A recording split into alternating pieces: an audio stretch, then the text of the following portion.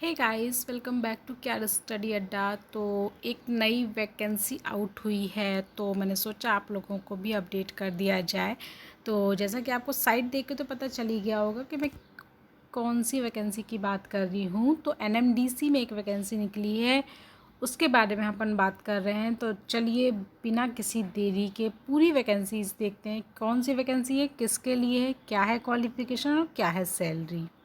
तो एनएमडीसी में ये वैकेंसी निकली हुई है। यहाँ पर जो डेट दी हुई है आप इस पे मत जाइएगा, ये डेट गलत दी हुई है, 26 को नहीं निकली है, ये एक्चुअली कल रात को आई है वैकेंसी। तो एनएमडीसी क्या होती है, इसका फुल फॉर्म क्या होता है, ये आप मुझे कमेंट बॉक्स में कमेंट करके बताएंगे। और जो लोग ये सोच रहे हैं कि मुझे एनएमडीसी का फुल फॉर्म नहीं पता है, तो वो एकदम सही सोच रहे हैं, मुझे नहीं पता है, ये मुझे आप लोग बताएंगे। तो चलिए अब फोकस करते हैं मेन पॉइंट्स पर, क्या क्या है। तो एनएमडीसी एक नवरत्न कंपनी है, बस आपके लिए इतना ही जानना बहुत ज़रूरी है कि एक पब्लिक सेक्टर कंपनी नवरत्न कंपनी है, मतलब कि पैसा बहुत है, बस ठीक है, हमें इतना ही जानना है। ये हमें कहाँ पे लोकेटेड कर रही है, मतलब ये हमें जॉब कहाँ पे दे रही है, ये हम जानेंगे। हजारीबाग डिस्ट्रिक्ट झारखंड में दे रही है, ठीक है, जहाँ पे अभी यास ने काफ़ी तूफान मचाया हुआ है। तो आप इस वैकेंसी को नो ना बोल के यास के साथ ही चल के, और जो भी क्वालिफाई हैं तो इसके लिए अप्लाई कर सकते हैं। तो चलिए अब बात करते हैं, दो इम्पोर्टेंट चीज़ें हो गई कि ये पब्लिक सेक्टर कंपनी है और बहुत पैसा देगी, और सेकंड चीज़ क्या होगी कि ये कहाँ पर आपको लोकेटेड होना है, हजारीबाग डिस्ट्रिक्ट झारखंड में, ठीक है।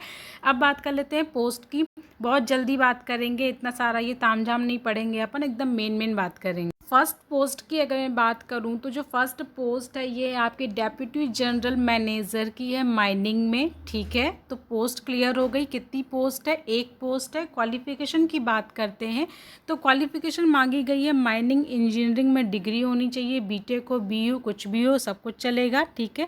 और कोल से आपका फर्स्ट क्लास का मैनेजिंग सर्टिफिकेट होनी चाहिए, सेकंड चीज़ ये बोली गई है। एक्सपीरियंस की अगर मैं बात करूँ तो 15 साल का एक्सपीरियंस होना चाहिए आपके पास, ठीक है। कहाँ कहाँ पे, यहाँ पे बहुत सारी चीज़ें दी गई हैं, लाइक मतलब आपको कौन कौन सी स्किल्स होनी चाहिए, क्योंकि जब आपके पास मिनिमम 15 साल का एक्सपीरियंस होगा तो ये स्किल्स अपने आप आपके पास आ जाएंगी, ठीक है। तो कौन कौन से स्किल्स की यहाँ पे बात की गई है, ब्लास्टिंग की, प्रोडक्शन की, एक्सकेवेशन की, ठीक है, mine water, mines safety, environment management, quality control. तो ये सारा जितना भी यहाँ पर लिखा हुआ है ये सारी होनी चाहिए आपके पास स्किल, जो आपको 15 साल में एक्सपीरियंस जहाँ भी आपके पास होगा तो ये सारे स्किल्स आपके पास आ जाएंगी। ओपन कास्ट माइंस में भी आपका एक्सपीरियंस होना चाहिए। तो ये एक्सपीरियंस, इन सब चीज़ों में ये स्किल्स की बात इसलिए की गई है कि ताकि जो भी आपको इसमें प्रेफरेंस दिया जाएगा, ठीक है, आगे चल के पता चलेगा कि इसमें प्रेफरेंस क्यों दिया जाएगा। तो ये हो गई आपके यहाँ पे क्वालिफिकेशन की बात। ये एक्सपीरियंस जो मैंने बोला है 15 साल का, इन ये जो भी चीज़ें मैंने बोली हैं ये चीज़ों का अच्छे से ध्यान रखिएगा, ये आपकी हर एक पोस्ट में काम आएंगी।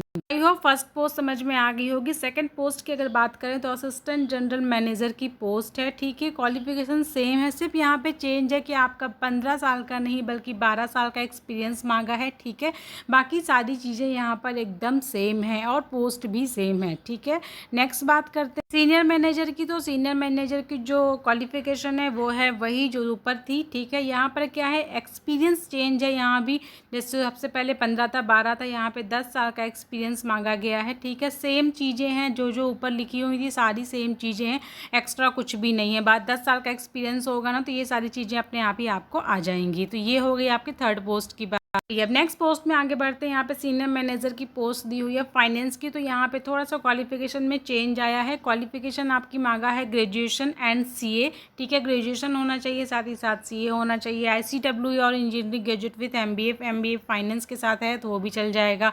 एक्सपीरियंस की बात बोलूँ तो 10 ईयर्स का एक्सपीरियंस होना चाहिए आफ्टर योर क्वालिफिकेशन, ठीक है। पोस्ट क्वालिफिकेशन एक्सपीरियंस का मतलब यही होता है कि पढ़ने के बाद जो एक्सपीरियंस लेते हैं उसकी बात यहाँ की जाती है।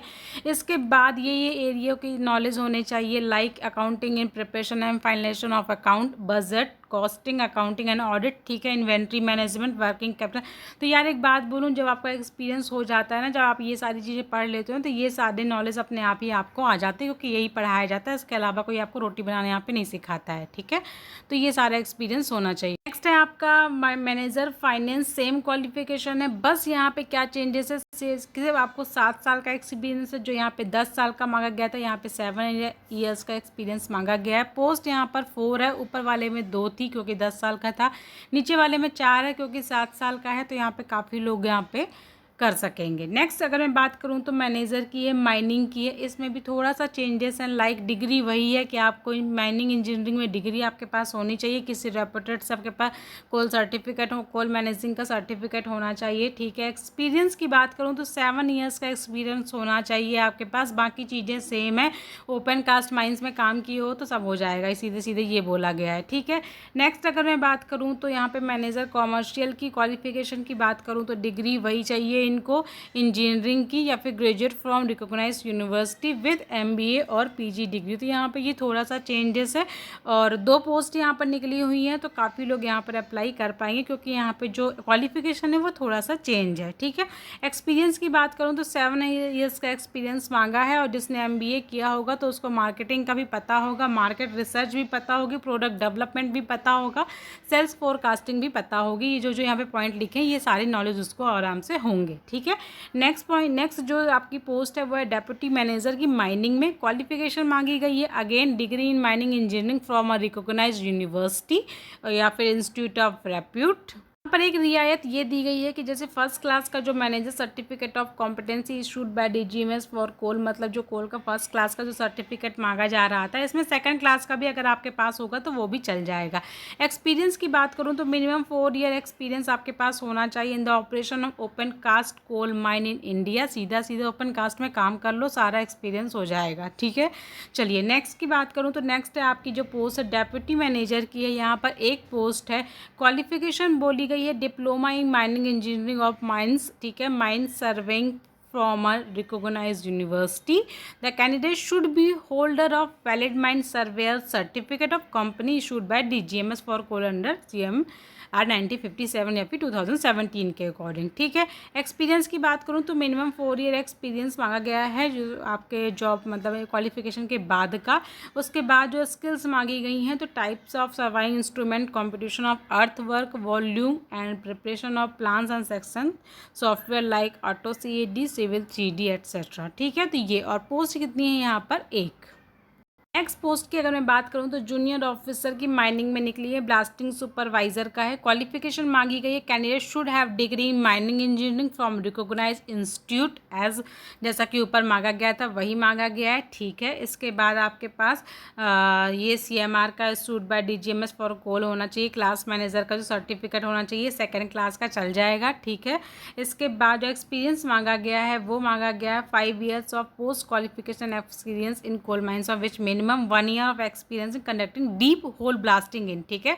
क्योंकि सीधी सी बात है ब्लास्टिंग सुपरवाइजर की है तो deep hole blasting in open cast coal mines for diploma holders, ये आपको नॉलेज इतना होना चाहिए, ठीक है।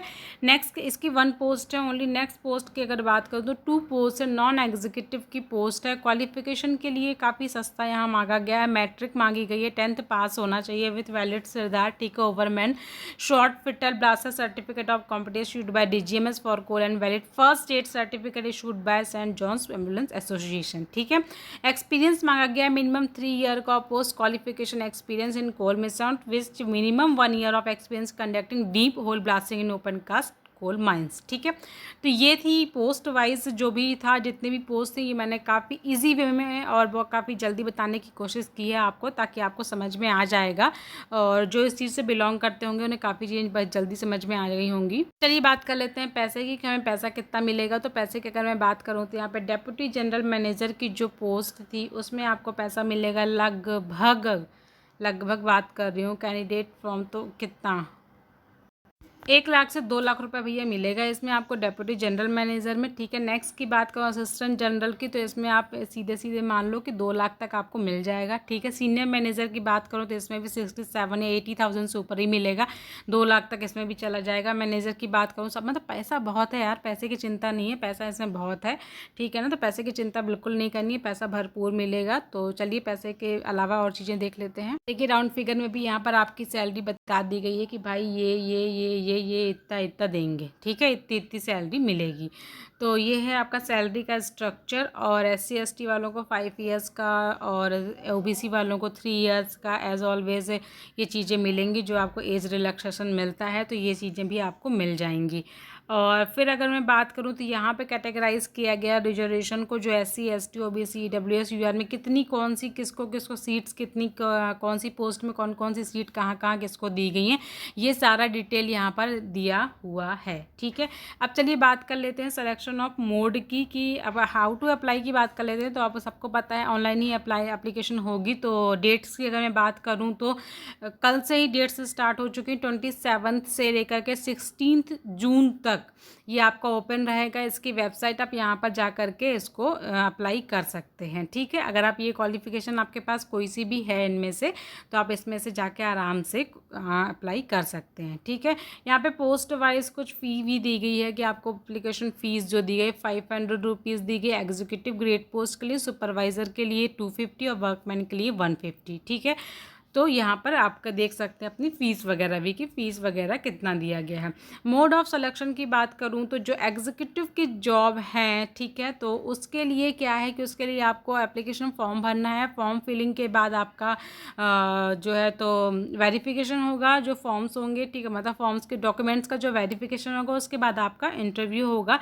ये है उन लोगों का सिलेक्शन मोड। ठीक है, नॉन एग्जीक्यूटिव का जो सिलेक्शन मोड है वो थोड़ा सा अलग है। यहाँ पर रिटन टेस्ट होगा फर्स्ट स्टेज का 100 मार्क्स का। ठीक है, सेकंड स्टेज में जो फर्स्ट स्टेज में क्वालिफाई हो जाएगा उसका सेकंड स्टेज का सुपरवाइजर स्किल टेस्ट होगा फॉर सुपरवाइजर, और स्किल टेस्ट होगा for non executive qualifying in nature. ये सिर्फ क्वालिफाइंग इन नेचर होगा, और जो फर्स्ट स्टेज है वो आपको क्वालिफाई करना होगा। ठीक है, उसके बाद आपका डॉक्यूमेंट वेरिफिकेशन होगा, जो जैसा कि सारे एग्जाम्स में होती हैं चीज़ें, वो सारी चीज़ें होंगी।